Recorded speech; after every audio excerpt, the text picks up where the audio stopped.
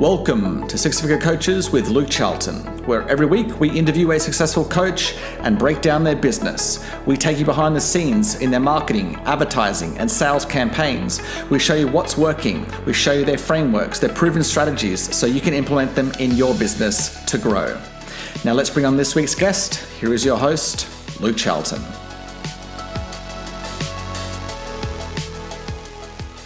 Hey, this is Luke Charlton here, and welcome back to another episode of the Six Figure Coaches Show. Very excited to have you here and very excited to bring on our guest. We've got another amazing guest. We just keep lining them up on the Six Figure Coaches Show. So I'm super excited for you to meet her and for us to talk about our topic today that we don't usually speak much about, but is super important to the sale as a coach, which is personal branding, right? So one of the things that I say is that, your prospects as a coach, right? Your prospects buy you just as much as they buy your product or your service.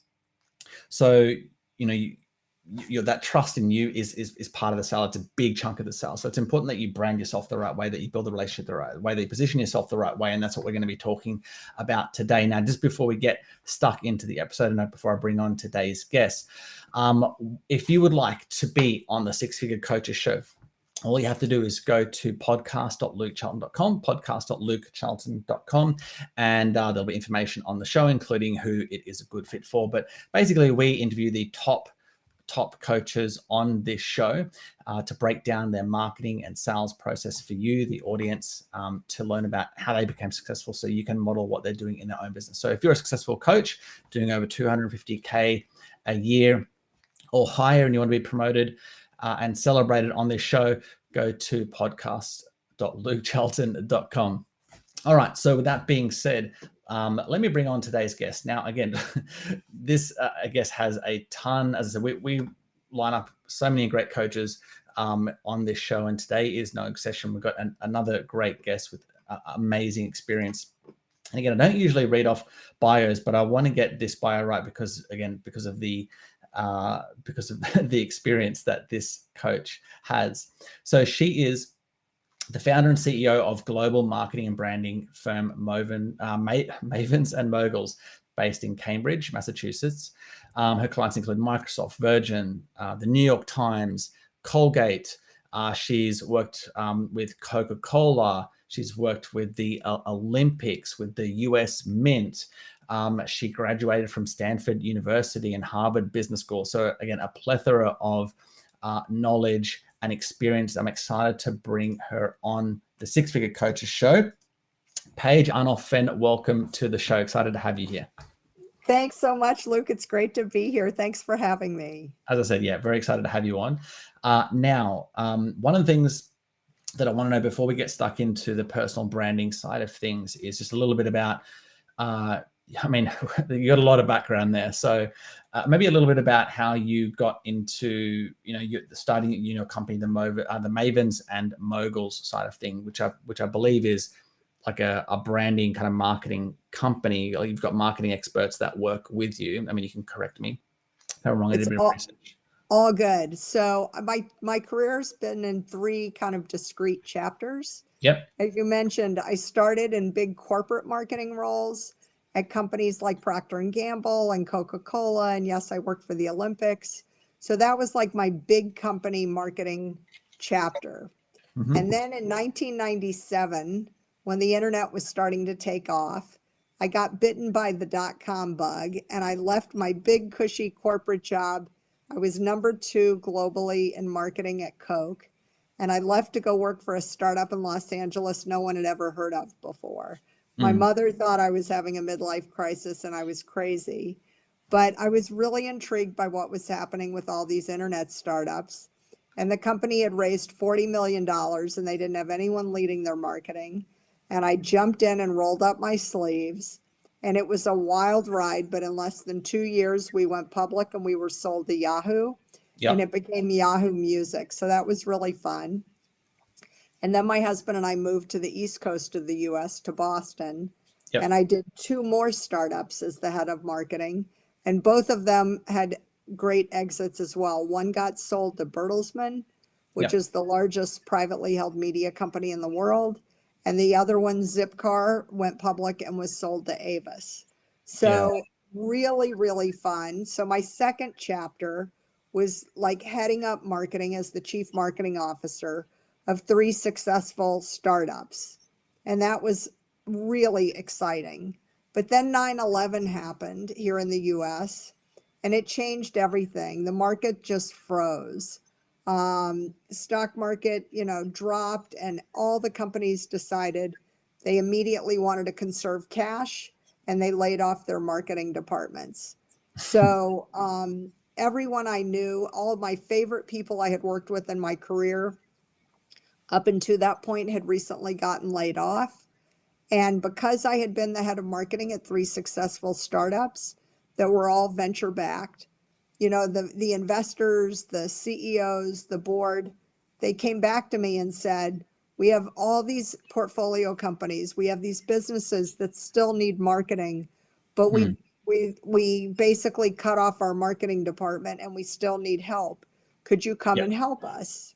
And I never really thought of myself as a consultant. I never worked on the agency side. So at first my reaction was like, that's not really what I do. I'm the client. And they're like, well, we don't need PowerPoint. We don't need someone to give us hypotheticals. We need someone who can roll up their sleeves and do what you did for me at those other businesses. So I said, okay, well, I can do that. But it was a lot of work. I got contacted by so many people that I started calling all my favorite marketing people who had just gotten laid off. And I had people and I had projects and I put them together. And I called the women the marketing Mavens and the guys the marketing Moguls. And I built a website over a weekend with a college buddy of mine. And that was how we started. We were open for business. Yeah, wow. That's pretty cool. Sorry, actually, a couple of lessons there. Like, it goes to show 2 big lessons there. Number one, like, when you have a valuable skill, you'll always be in demand, right? That's number one.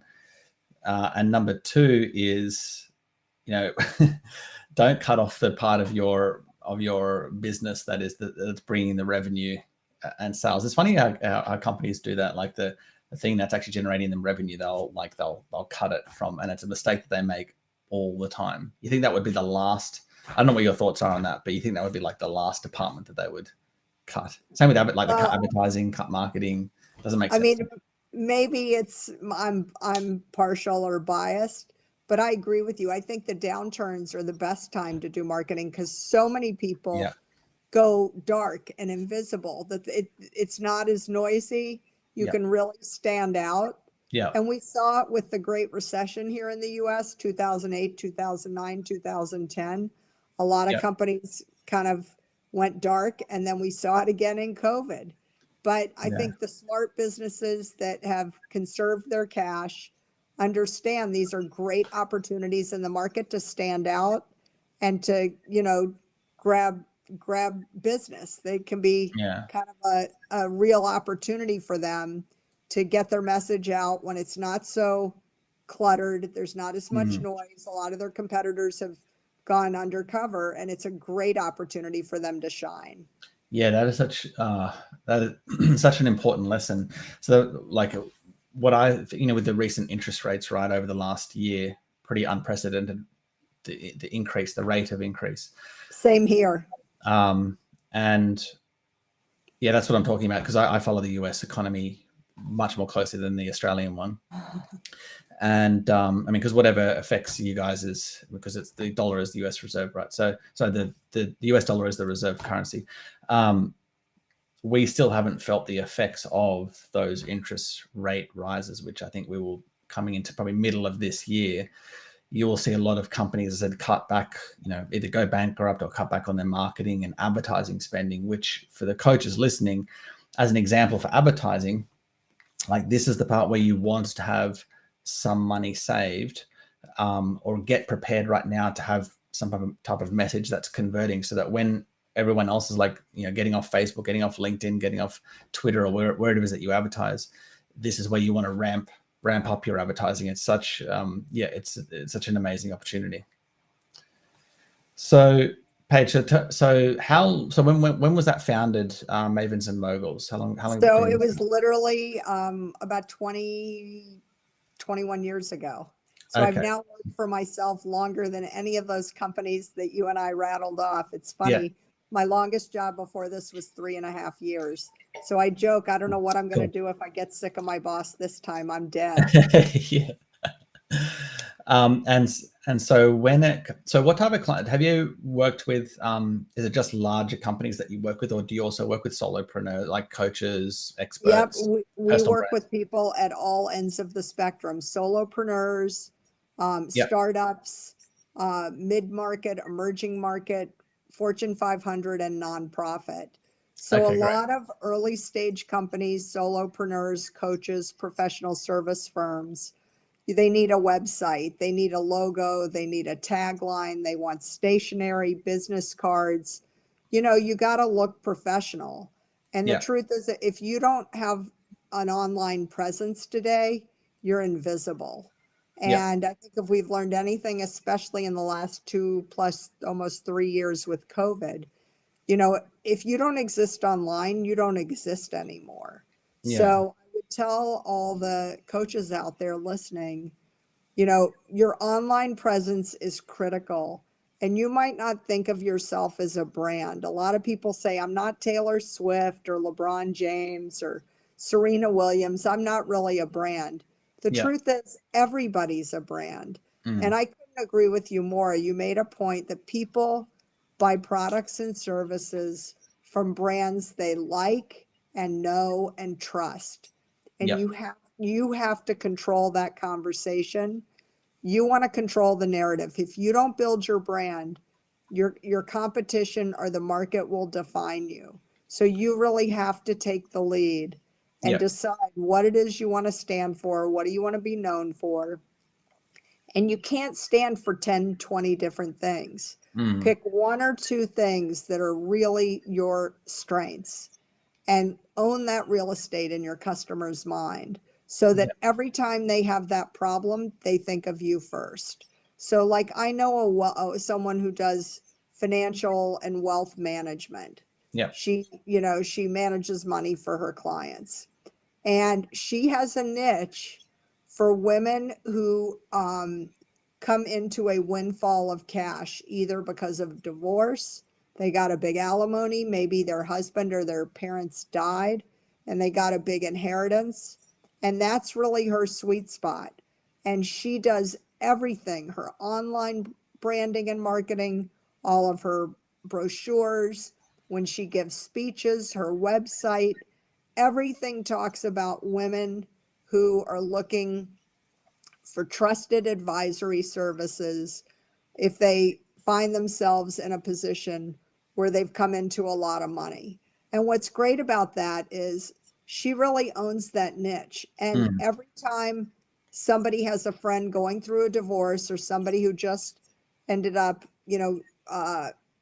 sadly, coming into inheritance because someone they love died, the first thing these people say to these women are, do you know so and so? Because if Mm. you're not talking to her, she's the best person you could talk to right now. So they're Yep. doing her marketing for her. She's done such a good job of owning that real estate in Mm. people's brains that, like, all the world converges to, like, send her that business. And so Yeah. she doesn't have to spend a ton of money on marketing and branding and advertising because it's on her website. The website has search engine optimization. So if people are organically searching on Google, if they're talking to their friends, if they're networking, you know, it's all going to lead to her, which is so perfect. Because if all you say is, I manage money, like, Yeah. that's too generic. Yeah. That's not enough of a specialty where people are going to say, whoa, that person sounds really good. I want them to Mm. manage my money. Yeah.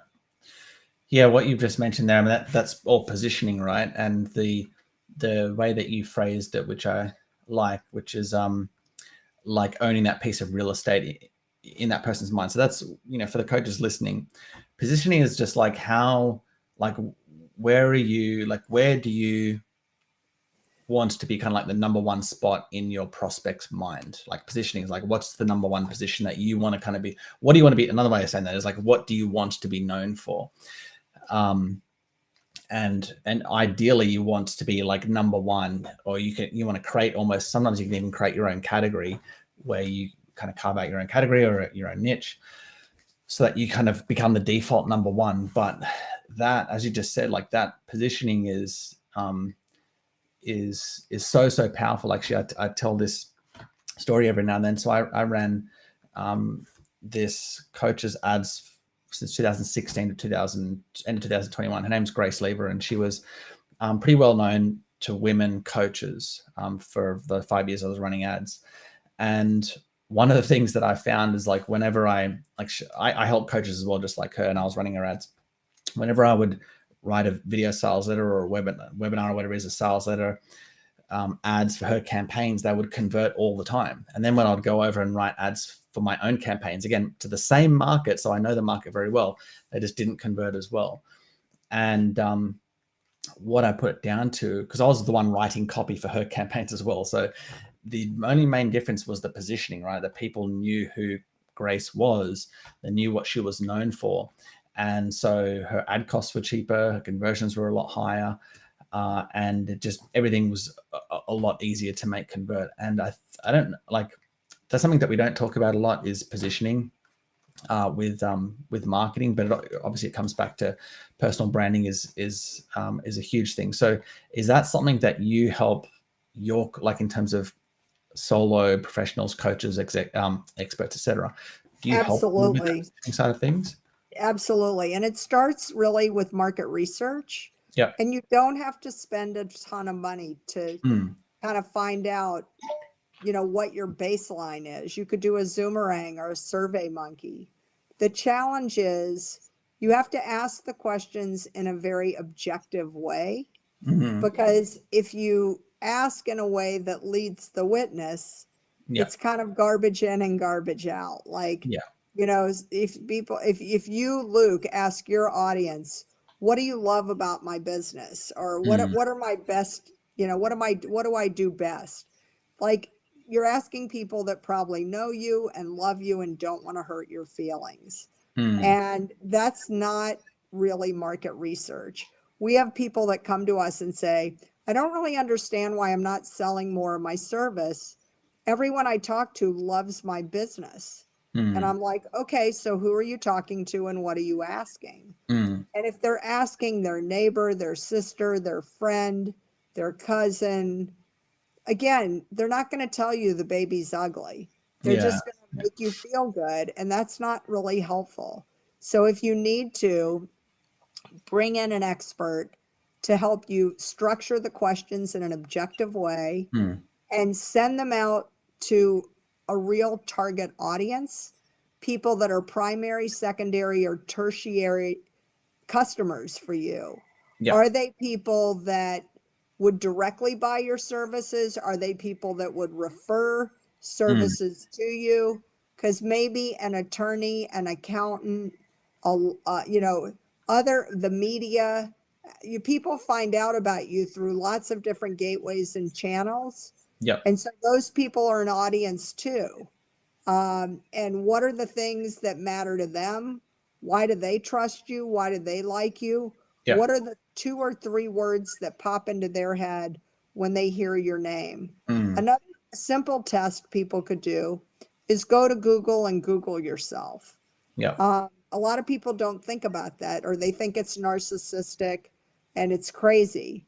But the thing is, before you have a meeting with someone, before you invite them on your podcast, before you, set up a conference call or meet for a cup of coffee or lunch, 9 times out of 10, you Google them and just see what pops up. And if you don't know what's out there on you, you've got to be really careful today, because that's your brand. And, a lot of people don't realize, if there's digital dirt on you, that's going to come back to haunt you. So, with a name like mine and a company name like mine, If you Google me, it's really me. Yeah. And so whatever comes up, I can't say like, oh, that's another Bob Jones. That's Mm. another Susan Smith. It's probably me because I have a hyphenated last name. I have Mm. an ampersand in my company name. So what is it that pops up? What are people going to learn about you? And is everything that's out there consistent? Does the brand resonate in a consistent way? Mm. And again, I think a lot of people don't realize they try to be really professional and buttoned up on LinkedIn, but then on Twitter, they want to be really snarky.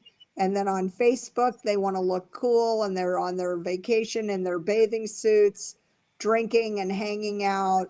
Like, you can't really do that today because Yeah. you're not really showing a consistent image and you're not building trust with your audience Mm. because they don't know which version of you is going to show up at the meeting. Is Yeah. it the snarky one? Is it the professional one? Or is it the one in the bikini and the Mm. Hawaiian shirt? So I just think you have to be very aware that all those breadcrumbs need to lead you to a consistent place. And Mm. like you and I were talking about before, when I started my business, I put a stake in the ground on marketing. I wanted to be the go-to marketing person. When people had a marketing problem, I wanted them to think of me first. Mm. The truth is that all those jobs you and I were talking about at the beginning of my career, I did do marketing, but I got involved in sales. I got involved in HR. Mm. I got involved in I have an MBA. I have a lot of business experience, but you can't stand for everything in business. The Mm. good news is my very first clients, they hired me because of my marketing expertise. But once I got into the company, once I built trust with them, I could say to them, while I was doing this work, I noticed you've got some issues on your talent. You've got some issues on your sales force. You've Mm. got some issues on your operations. I mean, if you want to talk about this, I have some thoughts, or I know someone I could introduce you to if you want to make some changes. And because I had built the relationship and built the trust, they trusted me to talk about other areas outside of marketing. Yeah. And I think that's the key. You start with your expertise, with your sweet spot, and then you grow from there. And listen, it's no Mm. different if you're Amazon. Do you remember when Amazon started? They were the world's biggest bookseller. Right. All they Yep. did was sell books. That's Yep. it. Yep. They were really early on the e-commerce game, and all they wanted to do was like build a relationship, build trust. They wanted you to put in your credit card number, which again, Mm. people didn't really do that easily back then, and buy a book and send you the book. Yeah. And they did that, and they did it well, and they did it fast, and people realized I can trust them. Then what did they do? They went into music and they started selling you CDs and Mhm. DVDs and then movies. Now, fast forward a few decades, Amazon will sell you anything and Mm. everything. And I would argue that pretty much everyone listening right now probably has bought something on Amazon. You've got your credit card stored with them and you trust them. They are a Yeah. brand that it stands for quality. They have, you know, delivery, they've got their Prime program, and there's not one category you wouldn't consider going to them first for. Yeah. But they didn't start there, they grew into it. And that's what you have to do with your business. Yeah, that's actually a great example because there's probably some coaches listening going, well, that's Amazon. They're a different type of, company to me. I'm just a solo professional, but it applies just to coaches as well. So for example, Tony Robbins, when he first started, he was in NLP, I believe. So he got trained in NLP and started doing things with fear, like helping people over their fears or whatever. And then as he got more successful, his personal brand grew and grew and grew till now he's positioned in the marketplace that people come to him because just like Amazon, right?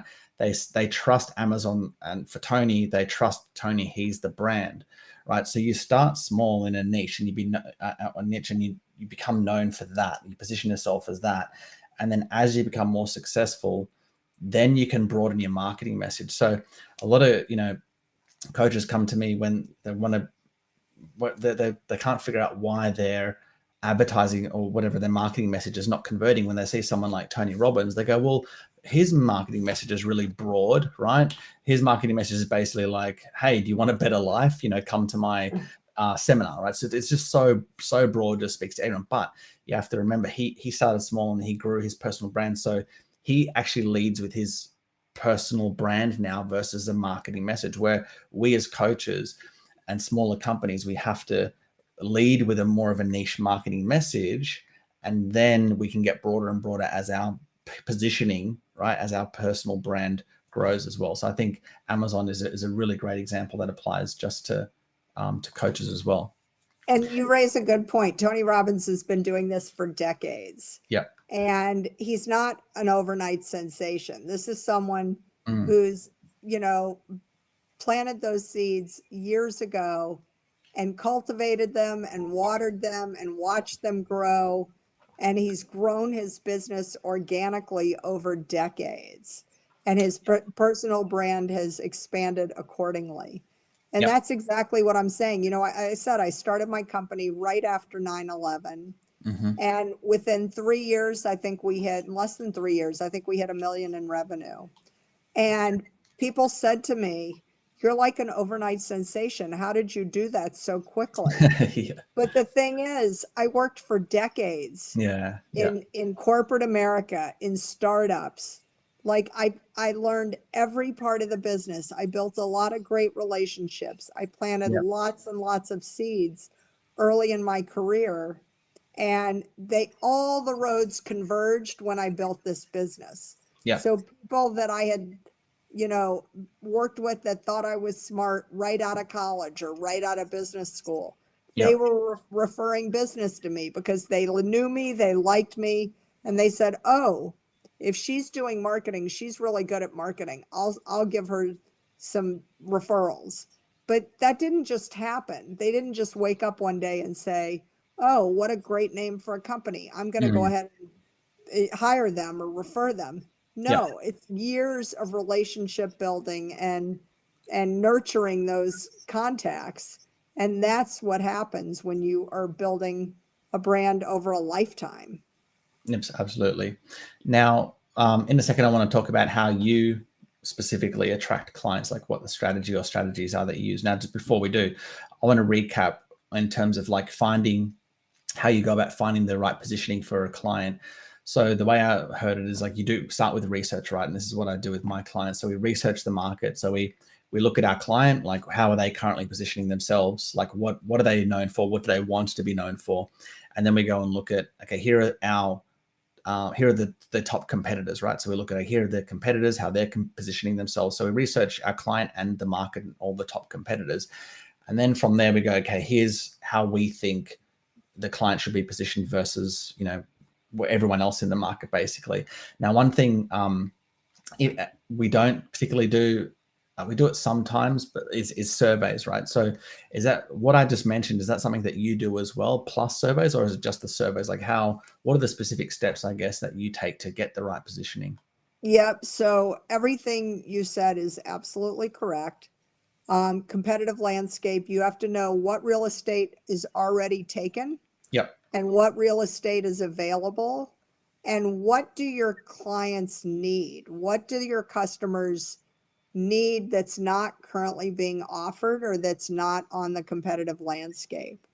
But we do the surveys, we do the competitive analysis, looking at what the strengths are, what the weaknesses are, where are the opportunities, where are the threats, all of that basic foundational work. Absolutely. And then you put together a straw man of different personas, different messages, different taglines, and you continue to tweak and test and learn and listen. And again, the road starts to converge where all of a sudden the key messages fall out of the work. Yeah. And you're testing it, going back to your target audience, going back to the people that are the gatekeepers and the referrers and say, what I think I heard you say was you're looking for XYZ, or, that X is the most important, but Y and Z are support points. And they Yeah. go, yeah, that's right. Or, nope, that's not right. What I said was, ABC, not XYZ. So you have to, it's an iterative process. Yeah. And then once you've got the right name, like the right words, then you have to get the right pictures to go with those words so that your website, you have the right look and feel, that your website communicates very clearly what it is you say, what it is you do, what you stand for, what you believe in. And, again, it's not like frozen in time.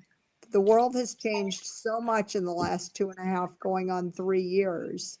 Yep. If you haven't gone back and like taken a fresh look at what you're saying, every category has changed. I mean, think about how we work, where we vacation, how we vacation, what we wear. I mean, all of that has changed so much since COVID. So you have to like do a refresh and just look, is my message still relevant? Is it still like, am I still solving the same problems? Do I have new offerings? Are there new things I'm hearing? New areas on the landscape that need to be serviced that I could fill that niche? Yep. So I think, it is, it's not something you can just set it and forget it. But like I said, once you come to the right collection of words and pictures, you've got to build a website. It's got to be optimized so that people can find you. It doesn't have to be expensive or fancy. You could have a single page website, Yep. but you want to make sure you've got the right keywords. You want to make sure, it's optimized for voice, for text, for images. Just, it doesn't, I think the thing that people don't appreciate about marketing, it's not about how much money you spend, but you have to be relevant, you have to be clever, and you have to Yep. have the right message to the right audience at the right time. Yeah, absolutely.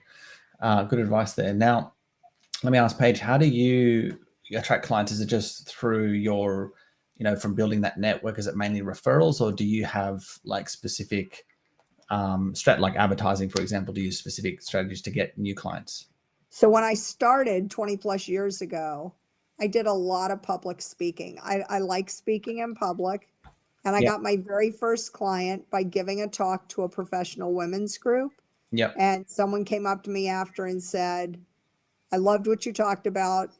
I have a company that needs exactly that help. Can we have coffee next week so I can tell you my problem? And that was my Yep. very first client.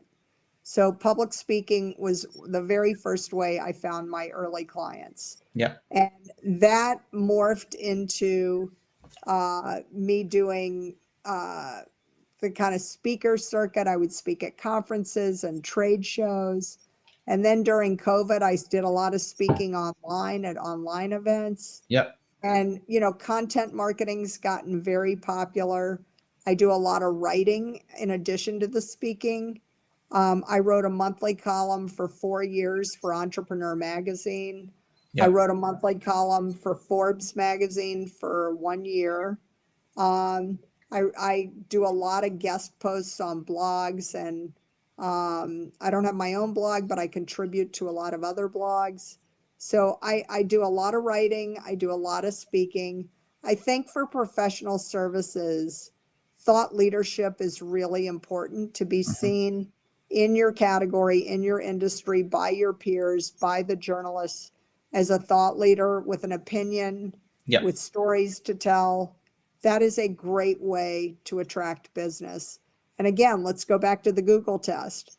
When people put my name in, a lot of stuff comes up because I've written a lot, I've spoken a lot, it's all over the internet. So if they're looking for proof to support the decision to hire me, They Yeah. can just go, wow, she was quoted in the New York Times, the Washington Post, Fortune magazine, the Wall Street Journal. She spoke at this conference. Wow, she knows what she's doing. Yeah. That's the reaction you want to get in professional services, whether you're an accountant, an attorney, a coach, health and wellness, financial, supply chain, whatever it is. You want all the levers, every tool in the toolkit, you want it pointing to you. Yeah. Yeah, absolutely.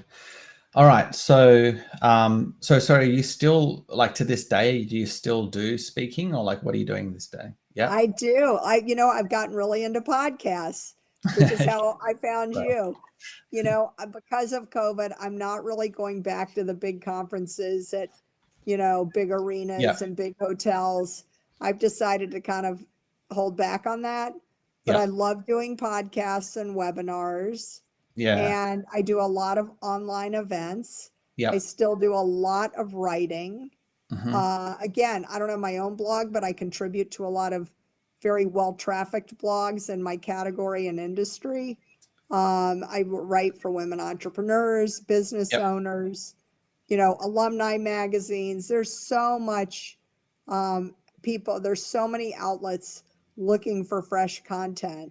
So if you put effort into it, again, networking, I get a lot of business by referral and word of mouth.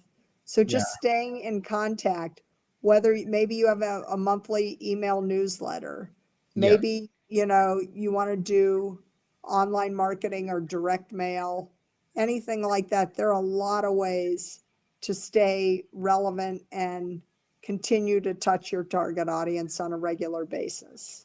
Yeah, I think there's two really, really big lessons here that I want to point out for the coaches listening in.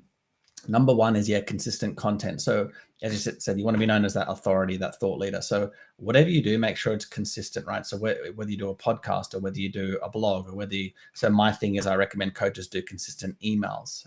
So build your list and email consistently, whatever it is, put out consistent content in front of your audience, and then have a call to action to book a call with you. So that's also important.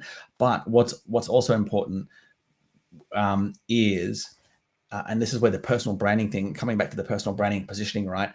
Getting that right first. I mean, as I said, it's an iterative process. So just for the coaches listening, know that you're not going to get it perfect the first go, but you will put it out there, you will listen, get the feedback, and then you might adjust how you want to be known as, right? And that will be iterative. But when you do that process first, researching your market, okay, this is how I want to be positioned, then you go and create all of your content.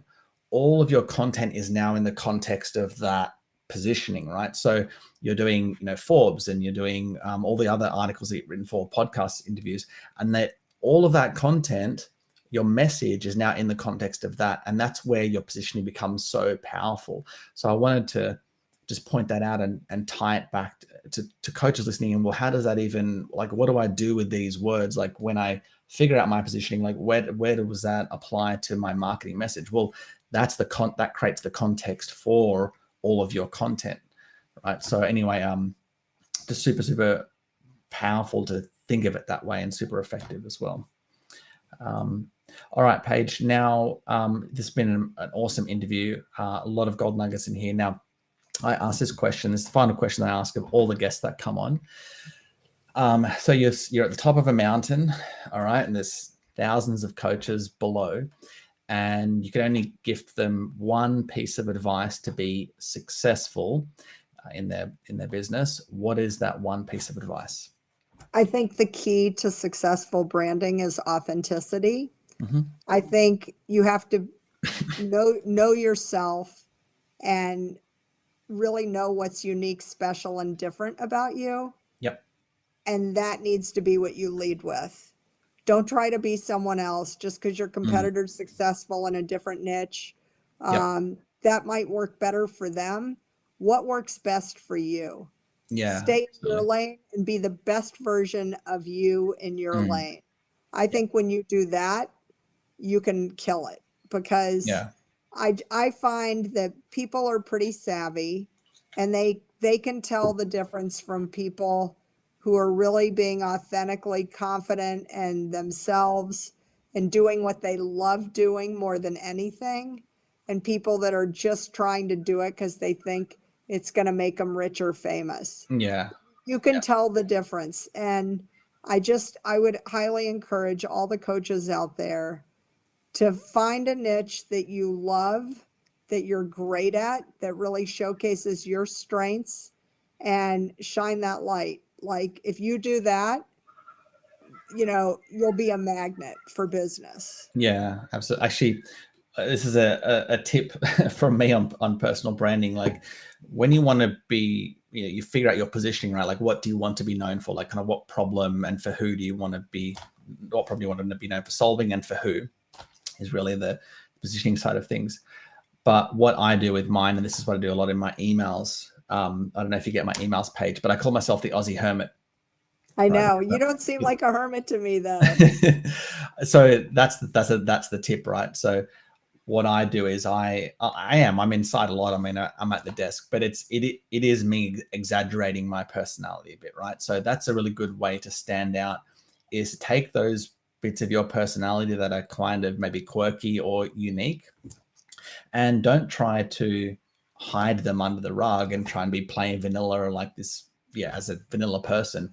Take them and exaggerate them, and that's people will you'll be known for that, and people who resonate with that will also resonate as well. And even if they don't, they still remember you. But anyway, the point is, exaggerate your personality, and that's a good way to also lead with your personal branding as well. Anyway, small tip from me.